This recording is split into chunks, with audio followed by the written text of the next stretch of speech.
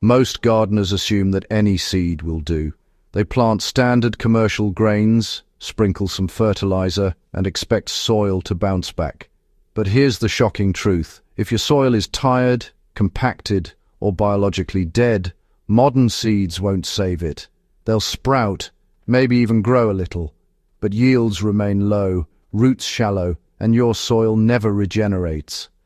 I've seen it countless times in backyard gardens, raised beds, and even container systems. People thinking their soil is fine, only to realize weeks later that plants are struggling for nutrients and structure. Before we go further, I need to mention a tool that makes bringing your soil back to life much easier: my 4-litre electric composter for kitchen.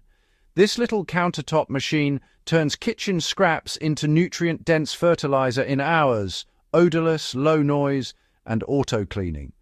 I use the output to charge soil with living nutrients before planting ancient grains. It's a simple step that prevents the common mistake of tossing valuable organic matter in the trash. I'll leave the exact one I use in the description if you want to check it out. But if you're serious about reviving your soil, this tool becomes indispensable. Here's the first big misconception. Modern hybrid grains are bred for yield, uniformity, and fast growth, but not for soil health. They barely interact with soil microbes. They don't develop extensive root networks, and they can even deplete trace minerals if planted repeatedly in the same bed. I've tested it in a 10 by 10 raised bed with tired soil standard wheat, and barley grew to normal height, but the soil underneath remained lifeless, hard and low in microbial activity. Compare that to ancient grains, and the difference is night and day. Let's talk about what I've had success with: spelt, einkorn, and emmer wheat. These grains are not only hardy and nutrient-dense, but their root systems penetrate deep into the soil, aerating it and stimulating microbial communities. In one backyard trial, I planted a mix of spelt and einkorn over a section of compacted soil that had been dead for years. Within 4 weeks, I could actually feel the soil loosen under my hands. Roots with thick fungal hyphae were visible, and even companion crops planted nearby took off faster than normal. Here's the key trick most gardeners miss. It's not just about planting the grains. It's about feeding them the right nutrients to kickstart soil biology. That's where your kitchen composter comes in. I take the finished compost, dilute it slightly with water if needed, and water the seeds in. This does 2 things. It provides immediate nutrients for the grain seedlings, and it introduces beneficial microbes that colonize the roots. In raised beds, I typically use about 1 to 2 liters of compost per square meter of bed, mixed lightly into the top inch of soil before planting seeds. For containers, the approach is similar but scaled down. A 5-gallon bucket with compacted garden soil gets a handful of compost from the composter, mixed with 10 to 15% volume of coarse sand or perlite for aeration. Then, I sow a small patch of ancient grain seeds. Even in this confined environment, the grain's roots stimulate microbial activity, and within weeks the soil has noticeably more structure and water retention. Now here's where most guides mislead gardeners. They'll tell you to wait months before seeing results. That's not my experience. I've seen ancient grains reviving soil in as little as 3 to 4 weeks. Roots penetrate deep, secrete compounds that feed fungi and bacteria, and organic matter from the grain's own residue begins improving soil structure immediately. By the time the grains are ready for harvest, or in some cases just for green chop cover, the soil underneath is active, rich, and ready for the next crop cycle. So here's a practical ratio that works in most raised beds.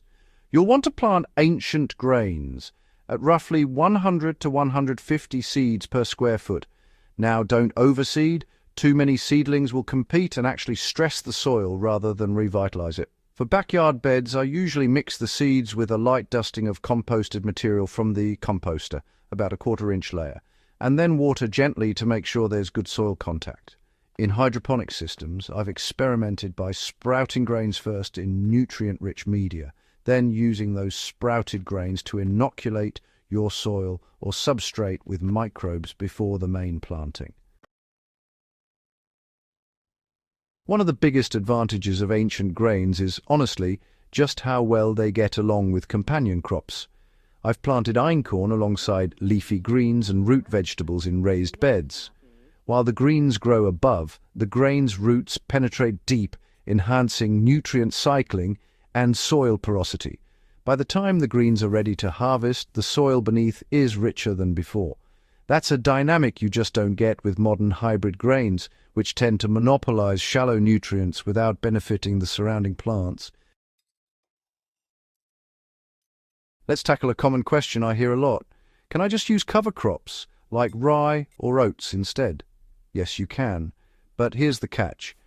Most commercial cover crops are basically modern varieties optimized for biomass, not for soil revival. Their roots are shallow. They don't stimulate microbial diversity as effectively, and they often require more nitrogen supplementation. Ancient grains, especially when paired with charged compost, will accelerate soil revival without heavy fertilization. In one raised bed comparison, spelt plus composted kitchen scraps actually outperformed rye cover crops in both soil texture improvement and microbial activity after about 6 weeks. Timing is also crucial. I recommend planting ancient grains in early spring or late fall, depending on your climate, so they establish roots when soil temperatures favor microbial activity. In my experience, this makes a bigger difference than seed density or variety alone. Roots develop more robustly in cooler, moister soil, and the microbes introduced from compost thrive, creating a living soil ecosystem that supports future plantings.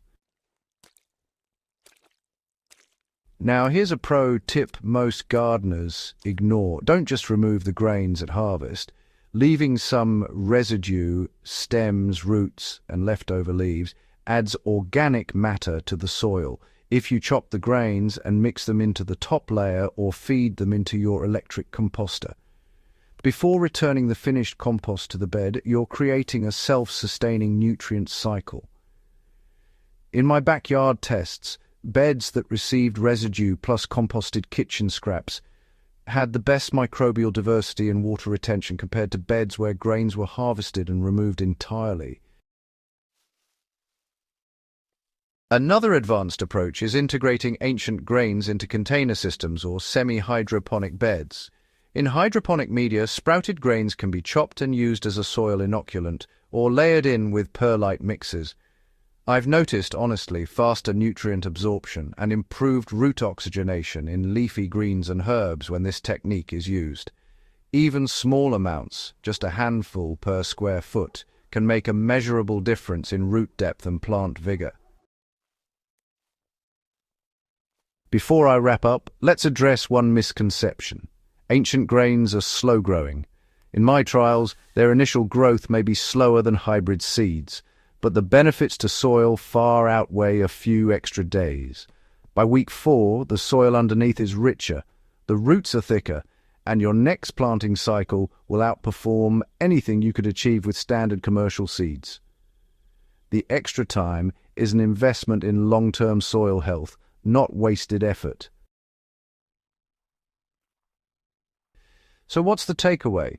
If your soil is tired, compacted, or low in microbial life, modern seeds alone won't fix it. Ancient grains like spelt, einkorn, and emmer wheat can revive dead soil in weeks, but only when paired with living nutrients and proper microbial inputs. That's where an electric kitchen composter comes in. It transforms kitchen scraps into ready-to-use fertilizer, which charges the grains, feeds microbes, and creates a soil ecosystem that your vegetables, herbs, and fruit trees will thrive in. If you've learned something new today, subscribe for more practical, experience-driven gardening strategies. Share this video with someone struggling with tired soil or low yields, and check the description for the link to the electric composter I use. It's a small step that makes a huge difference in making ancient grains and your garden truly work for you. Remember, the difference between a garden that barely produces and one that thrives isn't just seeds or sunlight. It's understanding soil biology, using living inputs strategically, and letting ancient techniques guide modern results. Plant ancient grains, feed them with nutrient-rich compost, and watch your soil come alive in weeks, not months. That's the gardening knowledge that delivers real, measurable harvests year after year.